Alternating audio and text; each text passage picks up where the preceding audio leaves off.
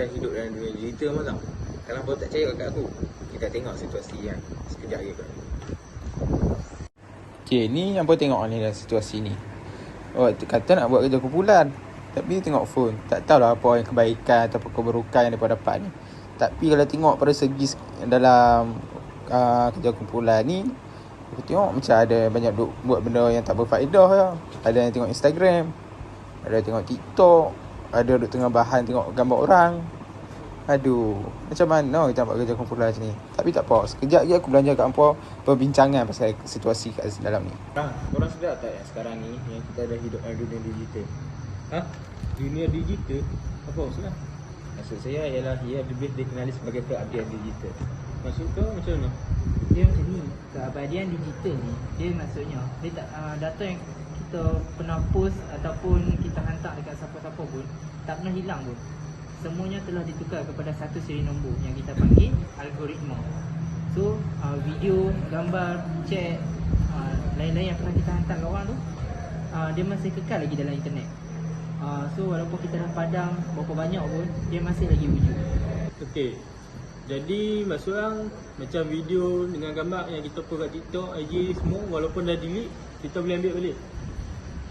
Ya, betul. Kerana benda-benda yang kita pernah post dalam media sosial ni, dia tersimpan dalam server dan cloud. Apa itu server, apa itu cloud. Okey, bagi senang faham lah. Contoh kan, pengguna iPhone, dia akan ada satu Apple ID, betul? Betul. Okey. So Apple ID ni adalah kita punya server kita lah. Contoh, phone kita terrosak. Kita pakai phone kita rosak. So kita beli phone baru. Bermakna data-data kita dalam phone ni dia tak boleh tengok sebab phone dia rosak, betul? Okey. Jadi data kita yang disimpan dalam server dan cloud ni boleh diakses pula, boleh di transfer atau dibuka melalui lain device. Faham?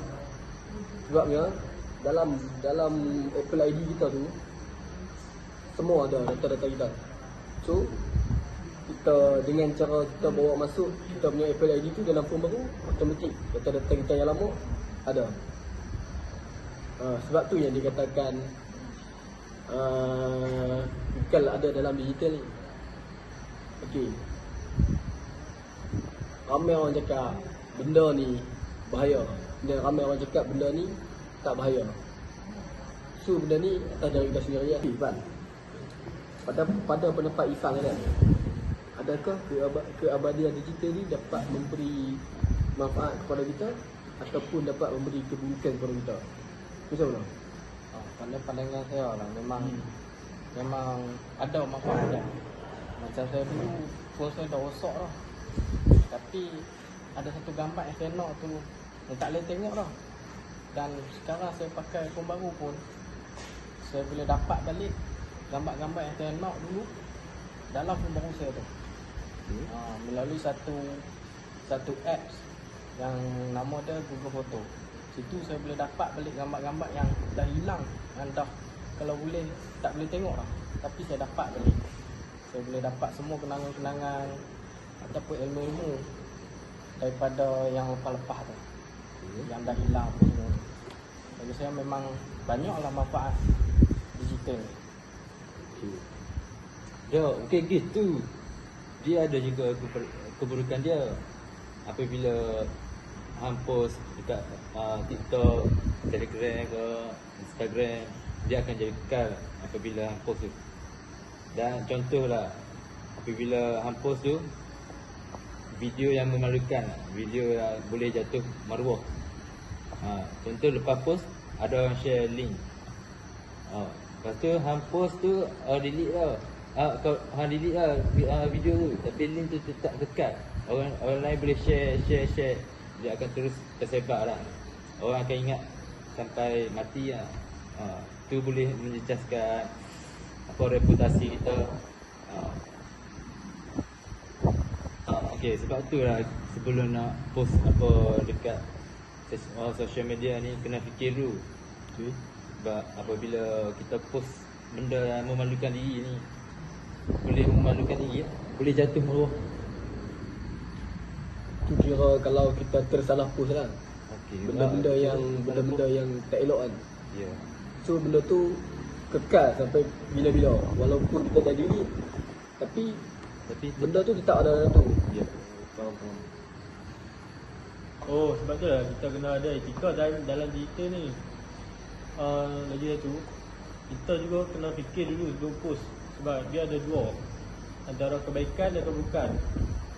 Dan satu lagi, kalau kita ada nampak macam orang ni buat keburukan, kita jangan pula save video lah, lepas tu sebarkan kepada orang lain. Sebab dia juga boleh memudaratkan orang lain. Oi, saya satu lagi lah. Pada masa hadapan, AI boleh simpan wajah dan suara kita dalam internet. Maksud kau macam mana? Teknologi semakin canggih. Maklumat peribadi kita boleh kekal dalam internet. Saya ambil contoh seperti server room. Maklumat kita boleh disimpan dalam server room selagi server room tidak dimusnahkan. Oh, jadi maksudnya semua ni kita bergantung pada server room lah.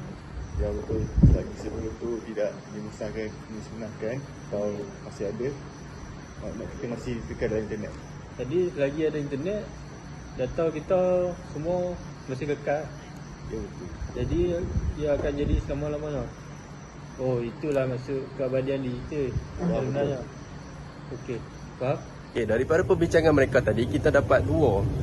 Satu kebaikan dan satu keburukan. Okey, ya, apa kebaikan untuk keabadian digital ni yang saya ingin memberitahu anda semua adalah kebaikan digital ini kita dapat cari balik maklumat-maklumat tentang diri kita yang lama kita simpan dahulu, ataupun gambar-gambar yang pernah kita simpan di Facebook atau di mana-mana media sosial. So kita boleh cari balik di setiap platform tu.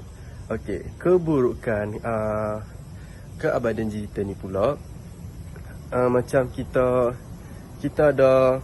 hendak repair telefon. Contoh, kita repair telefon, lepas tu kita bagi password.